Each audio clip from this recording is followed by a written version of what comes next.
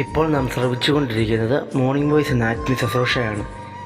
ഇന്ന് ദൈവവചനത്തിൽ നിന്നും കർത്താവിൻ്റെ ദാസൻ MG രാജൻ ആസാം ധ്യാനചിന്തകൾ പങ്കുവയ്ക്കുന്നു. ഇന്നൻ ക്രിയകൾ വാഗ്മനോഭാവങ്ങൾ മന്നവനേ നിൻ ഹിതമാകണേ. ഒന്നിലും ഞാൻ തളർന്നിടാതെ നിന്നിടുവാൻ കൃപയരുളേ. ഒന്നിലും ഞാൻ തളർന്നിടാതെ നിന്നിടുവാൻ കൃപയരുളേ. പ്രഭാതകാലേ വന്നടിയൻ നിൻ പ്രഭാവത്തിൻ മുന്നിൽ വണങ്ങിടുന്നേ. പ്രഭോ സമ്പൂർണമായി സമർപ്പിക്കുന്നേ. നിൻ പ്രഭയാൽ എന്നെ നിറച്ചിടുകേ. കരുണാസാഗരമേ നിൻ കരുതൽ ഓരോ നിമിഷവും അനുഭവിപ്പാൻ തിരുഹിതമായി തീർന്നതിനാൽ തിരുമേനിയെ സ്തുതിച്ചിടുന്നേ. തിരുഹിതമായി തീർന്നതിനാൽ തിരുമേനിയെ സ്തുതിച്ചിടുന്നേ. ദൈവത്തിൻ്റെ അതിപരിശുദ്ധമായ നാമം മഹത്വപ്പെടുവാനായിട്ടിടയാകട്ടെ. മോർണിംഗ് വോയിസിലൂടെ ഞങ്ങളെ ശ്രദ്ധിക്കുന്ന ഞങ്ങളുടെ എല്ലാ കേൾവിക്കാർക്കും കർത്താവായ യേശു ക്രിസ്തുവിൻ്റെ നിസ്തുല്യമായ നാമത്തിൽ ഞങ്ങളുടെ സ്നേഹവന്ദനങ്ങളെ അറിയിക്കുകയാണ്. നാം ഈ ദിവസങ്ങളിൽ മലാക്കി പ്രവാചക പുസ്തകത്തിൽ നിന്നാണല്ലോ ചിന്തിച്ചുകൊണ്ടിരിക്കുന്നത്. അതിൻ്റെ 1-ാം അധ്യായം 13-ാം വാക്യത്തിൻ്റെ 2-ാം ഭാഗം ഞാൻ വായിക്കുമ്പോൾ ദയവായി ശ്രദ്ധിക്കണമേ എന്ന് ഓർമ്മിപ്പിക്കും. എന്നാൽ കടിച്ചു കീറിപ്പോയതിനെയും മുടന്തും ദീനമുള്ളതിനെയും നിങ്ങൾ കൊണ്ടുവന്ന് അങ്ങനെ കാഴ്ചവെക്കുന്നു എന്ന് സൈന്യങ്ങളുടെ യഹോവ അരുളിച്ചെയ്തു. ദൈവം ഇസ്രായേലിനോട് സംസാരിക്കുന്ന കാര്യങ്ങളാണ് ഈ ദിവസങ്ങളിൽ നാം കേട്ടുകൊണ്ടിരിക്കുന്നത്. പഴയ നിയമത്തിൽ ദൈവം ഇസ്രായേലിനോട് സംസാരിച്ചു എങ്കിൽ മലാഖി മുഖാന്തരം ദൈവം ഇസ്രായേൽ ജനത്തോട്, ഇസ്രായേലിലെ പുരോഹിതന്മാരോട്, അവിടുത്തെ പ്രമാണികളോട് സംസാരിച്ചു എങ്കിൽ ഈ കൃപായുഗത്തിൽ ദൈവം സംസാരിക്കുന്നത് ദൈവവചനത്തിലൂടെ എന്നോടും താങ്കളോടുമാണ് എന്നുള്ളത് ഞാൻ മുന്നമേ ഓർമ്മിപ്പിക്കുകയാണ്.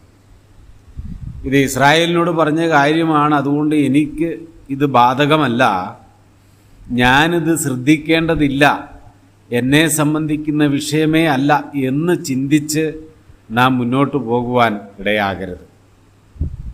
ഇത് ദൈവം എക്കാലത്തുമുള്ള ജനത്തോടാണ് സംസാരിക്കുന്നത്. ഈ നൂറ്റാണ്ടിൽ ജീവിച്ചിരിക്കുന്ന എന്നോടും താങ്കളോടും ദൈവം ഇന്നും ഈ നിലകളിൽ തന്നെയാണ് സംസാരിച്ചു കൊണ്ടിരിക്കുന്നത്.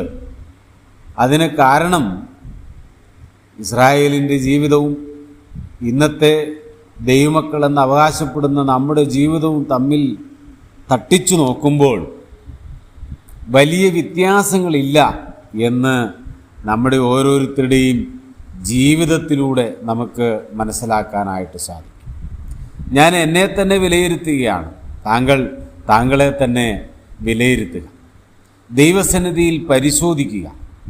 ഈ പറയുന്ന തിരുവചനവുമായി എൻ്റെ ജീവിതത്തിന് എന്ത് ബന്ധമാണ് കർത്താവേ ഉള്ളത്? ഞാനും ഇസ്രായേലിനെ പോലെ ഒരു മനുഷ്യനാണോ? അന്ന് ജീവിച്ചിരുന്ന അവരുടെ ജീവിത അനുഭവവും എൻ്റെ ജീവിത അനുഭവവും തമ്മിൽ ഒരുപോലെയാണോ, അതോ വ്യത്യാസമുണ്ടോ?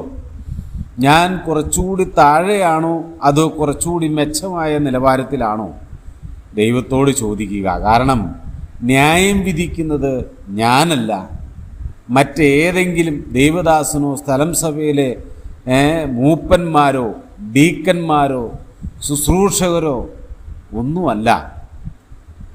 നമ്മുടെ സ്ഥലം സഭകളിലെ പാസ്റ്റർമാരോ ബിഷപ്പന്മാരോ അല്ലെങ്കിൽ മെത്രാന്മാരോ അതിലുപരി മുകളിലേക്ക് പോയാൽ ഇനി പോപ്പോ ഇവരാരുമല്ല നമ്മളെ ആരെയും ന്യായം വിധിക്കുന്നത്. പിന്നെയോ സ്വർഗത്തിലെ ദൈവമാണ്. അപ്പോൾ ക്രിസ്തീയ മതവിഭാഗങ്ങളിലുള്ള ഏതെങ്കിലും നേതാക്കന്മാരോ നമ്മുടെ കൂട്ട് വിശ്വാസിയോ ഇവരാരുമല്ല നമ്മെ ന്യായം വിധിക്കുന്നത് എന്നുള്ളത് നാം കുറിക്കൊള്ളയാണ്. സ്വർഗത്തിലെ ദൈവസന്നിധിയിൽ നാം നിൽക്കുമ്പോൾ ദൈവത്തിൻ്റെ മുമ്പാകെ നമുക്കുള്ള നീതി എന്താണ്, അതാണ് നാം ചിന്തിക്കേണ്ടത്. അത് മാത്രമായിരിക്കണം നമ്മുടെ വിശ്വാസ ജീവിതത്തിൻ്റെ മെയിനായിട്ടുള്ള കാര്യം എന്നുകൂടി മറന്നുപോകുക. നാം കർത്താവിൽ വിശ്വസിച്ച് വിശ്വാസ ജീവിതം നയിക്കുന്ന ഭക്തന്മാരായ ആളുകളാണ്.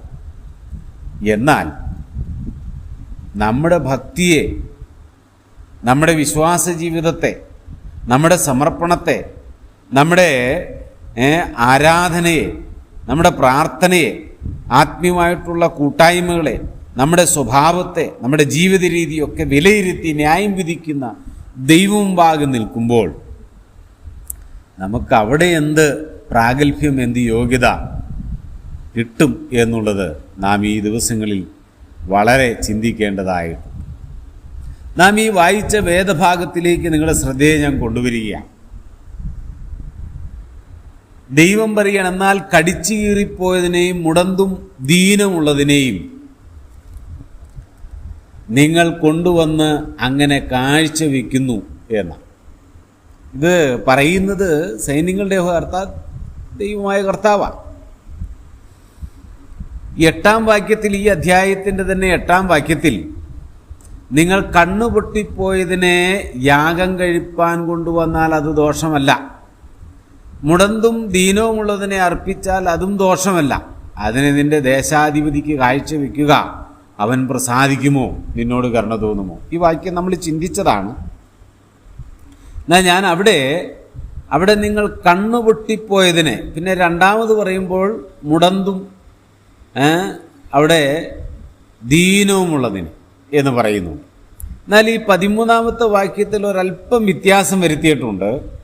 അവിടെ ദൈവാത്മാവ് വീണ്ടും അത് രേഖപ്പെടുത്തുമ്പോൾ നിങ്ങൾ കടിച്ചു കീറിപ്പോയതിനെയും മുടന്തും ദീനമുള്ളതിനെയും എന്നാണ് രേഖപ്പെടുത്തിയിരിക്കുന്നത്. അപ്പം മുകളിൽ കണ്ണുപൊട്ടിയതിനെ എന്നാണ് പറഞ്ഞിരിക്കുന്നതെങ്കിൽ 8-ാം വാക്യത്തിൽ, 13-ാം വാക്യത്തിൽ നിങ്ങൾ കടിച്ചു കീറിപ്പോയതിനെയും മുടന്തും ദീനമുള്ളതിനെയും എന്ന് രേഖപ്പെടുത്തിയിരിക്കും. മക്കാദർ ബൈബിളിൽ അല്പം കൂടി ഒരു വ്യത്യാസം വന്നിട്ടുണ്ട്. അവിടെ രേഖപ്പെടുത്തിയിരിക്കുന്നത് ഇങ്ങനെയാണ്: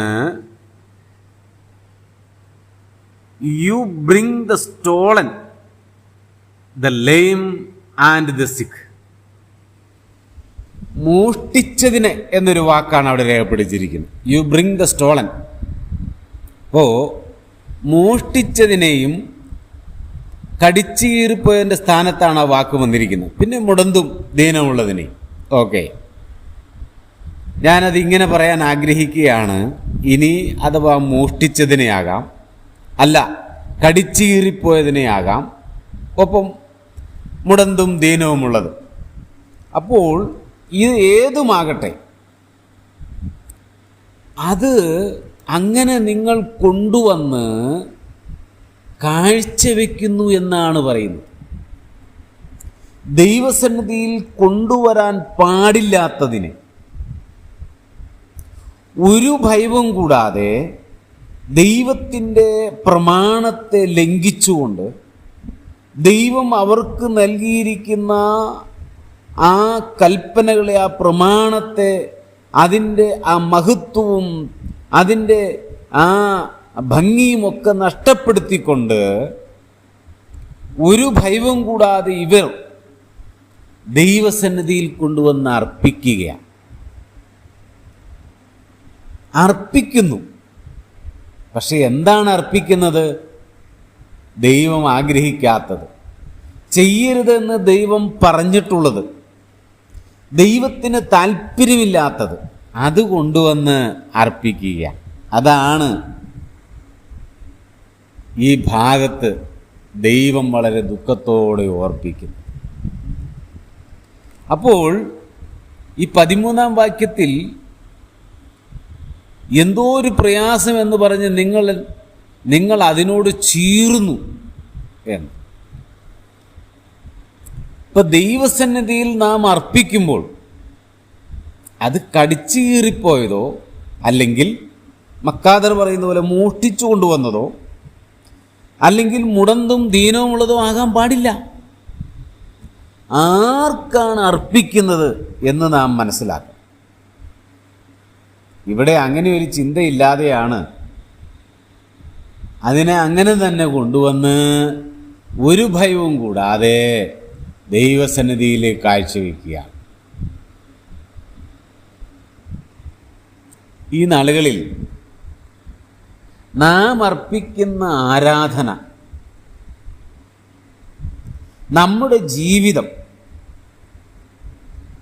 ദൈവസന്നിധിയിലേക്ക് നാം പോകുമ്പോഴുള്ള നമ്മുടെ മനോഭാവം,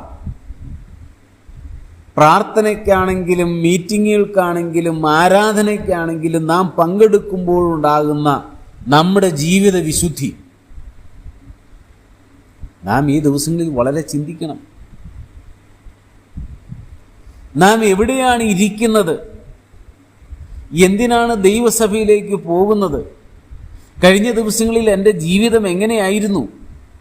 ഇന്ന് ഞാൻ എങ്ങനെയാണ്?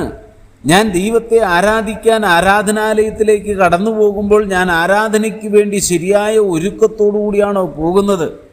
അതോ മനസ്സിൽ, ഹൃദയത്തിൽ സകലവിധ മ്ലേച്ഛതയും അശുദ്ധിയും വൈരാഗ്യവും പിണക്കവും കയ്പും ഈർഷ്യയും ഉള്ളിൽ കരുതി നമ്മുടെ ഹൃദയത്തെ കടുപ്പമാക്കി മുഖത്തെ നാം വലിഞ്ഞു മുറുക്കി ആർക്കോ വേണ്ടി പോകും പോലെ ദൈവസന്നിധിയിൽ ചെന്നിരുന്ന് ആരോടും മിണ്ടാതെ ആരോടും പറയാതെ ആരുമായിട്ടൊരു ബന്ധമില്ലാതെ ദൈവസന്നിധി ഞാൻ എന്തോ അർപ്പിച്ചിട്ട് അത് കഴിഞ്ഞ സന്തോഷത്തിൽ മടങ്ങി വീട്ടിലേക്ക് ഓടുന്ന അനുഭവമാണോ ഈ നാളുകളിൽ നമ്മുടെ ജീവിതത്തിൽ ഉണ്ടായിക്കൊണ്ടിരിക്കുന്നത് എന്ന് നാം ഒന്ന് ചിന്തിക്കുന്നത് നല്ലതാണ്.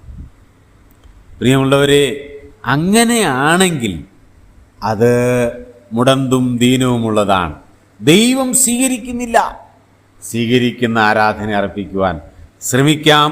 അതിനായി ദൈവം നമ്മെ സഹായിക്കട്ടെ. അവിടെയാണ് ദൈവത്തിന് പ്രസാദമെന്നുള്ളത് തിരിച്ചറിഞ്ഞ് മുമ്പോട്ട് പോകാൻ കർത്താവ് കൃപ നൽകട്ടെ.